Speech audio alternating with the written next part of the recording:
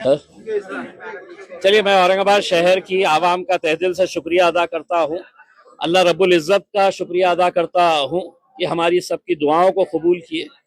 हम हमारे पार्टी के सदर जनाब बैरिस्टर असदुद्दीन अवैसी साहब, अकबरुद्दीन अवैसी साहब, मजलिस के तमाम जिम्मेदारान और इस शहर की वो आवाम जिसने पिछले 10-12 सालों से मजलिस का भरपूर साथ दिया है और उन्हीं की दुआओं, उन्हीं की ताकतों की वजह से आज अल्हम्दुलिल्लाह यहाँ पर हम 30 से ज़्यादा सीटें हासिल कर चुके हैं और इंशाल्लाह हमारा आंकड़ा जो है वो हम 33 सीटें हम जीत रहे हैं।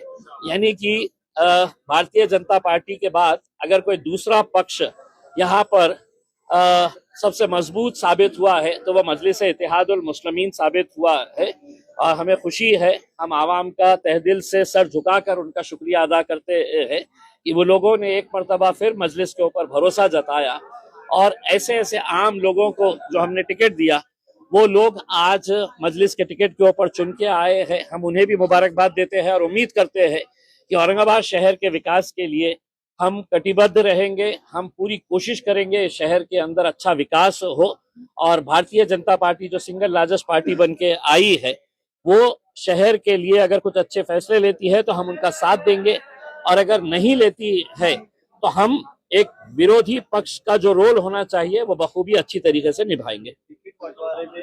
नेताओं ने अपने बच्चों को दिया, सब किया। गुलमंडी जैसे इलाके में देखिए, एक बहुत बड़ा तमाचा ये कह लीजिएगा जूता मारी है उन तमाम सियासी पार्टियों को जिन्होंने अपने रिश्तेदारों को, अपने घर वालों को टिकट दिया।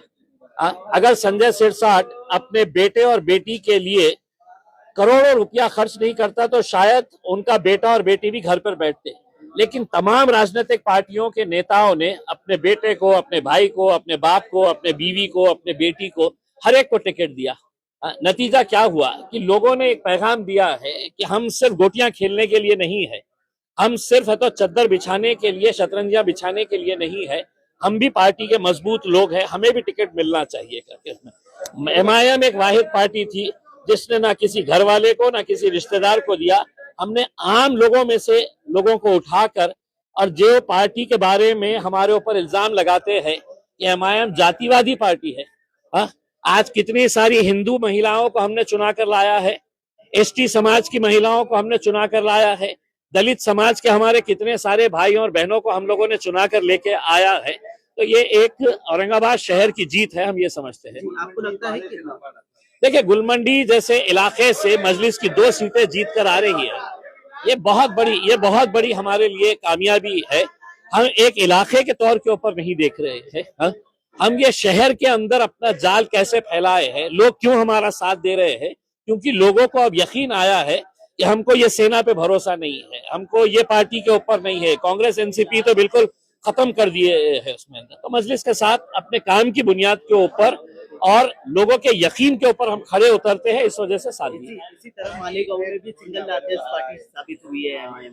देखिए, आप पूरे महाराष्ट्र के अंदर देखिए कि गोवंडी के अंदर हम लोगों ने 4 सीटें जीते हैं, मुमरा के अंदर हम 5 सीटें जीते हैं, धुलिया में अभी तक हमारे 8 सीटें जीत चुके हैं, अमरावती में 9 सीटें जीते हैं, परभनी में 1 सीट जीते हैं, जालना में 2 सीटें जीते हैं, अकोला में 3 सीटें जीते हैं।